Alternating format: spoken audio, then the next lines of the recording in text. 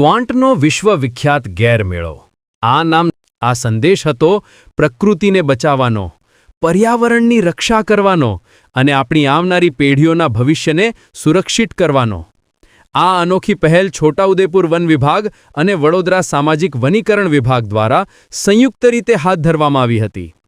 તેમણે ગેરમેળા જેવા વિશાળ અને જીવંત પ્લેટફોર્મનો ઉપયોગ પર્યાવરણીય જાગૃતિ ફેલાવવા માટે કર્યો. આ કોઈ નાની સૂની વાત નહોતી. જ્યાં લોકો તહેવારના રંગમાં સંપૂર્ણપણે રંગાયેલા હોય, જ્યાં તેમનું ધ્યાન ફક્ત મનોરંજન પર કેન્દ્રિત હોય, ત્યાં તેમને પર્યાવરણ જેવા ગંભીર વિષય પર વિચાર કરવા માટે પ્રેરિત કરવા એ એક મોટો પડકાર હતો. પણ વન વિભાગની ટીમે આ પડકારને ખૂબ જ સુંદર અને કુશળતાપૂર્વક પાર પાડ્યો. તેમણે મેળાના પ્રવેશદ્વારથી લઈને મુખ્ય મેદાન સુધી જગ્યાએ મોટા અને આકર્ષક બેનરો લગાવ્યા હતા. આ બેનરો પર કોઈ જાહેરાત નહોતી, પણ પાણી, જંગલ અને જમીનના સંરક્ષણ માટેના પ્રેરણાદાયક અને સરળ ભાષામાં લખેલા સંદેશા હતા. આ સંદેશાઓએ મેળામાં આવતા જતા હજારો લોકોનું ધ્યાન ખેંચ્યું અને તેમને એક ક્ષણ માટે રોકાઈને વિચારવા પર મજબૂર કર્યા. આ અભિયાનનો મુખ્ય ઉદ્દેશ્ય ખૂબ જ સ્પષ્ટ અને સરળ હતો.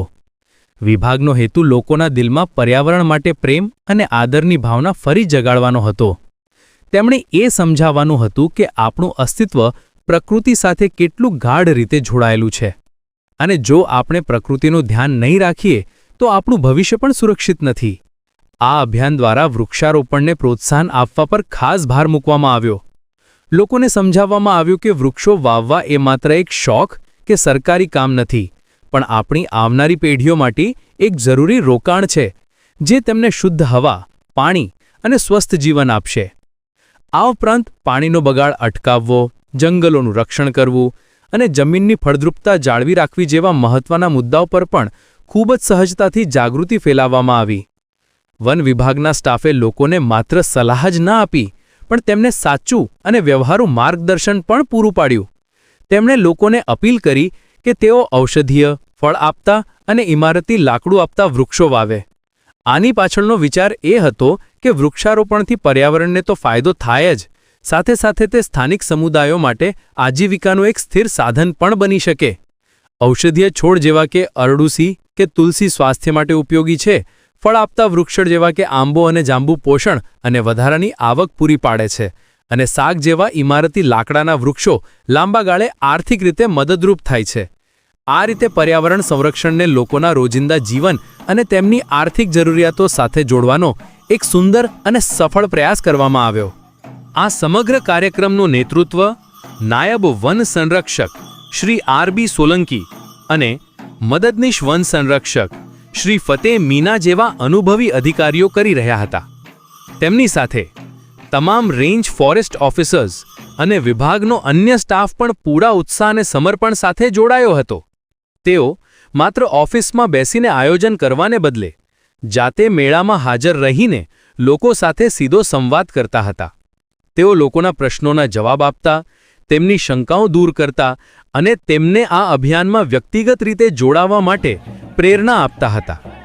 તેમની નિષ્ઠા અને પ્રયાસોને કારણે આ અભિયાન માત્ર એક સરકારી કાર્યક્રમ ન રહેતા એક સાચી લોક ઝુંબેશ બની ગયું. અંતે આ પર્યાવરણીય જાગૃતિ અભિયાન ક્વાંટના ગેરમેળામાં એક અનોખું અને યાદગાર આકર્ષણનું કેન્દ્ર બન્યું. હજારોની સંખ્યામાં મેળામાં આવેલા લોકોએ આ પહેલની દિલથી પ્રશંસા કરી અને તેમાંથી પ્રેરણા પણ લીધી.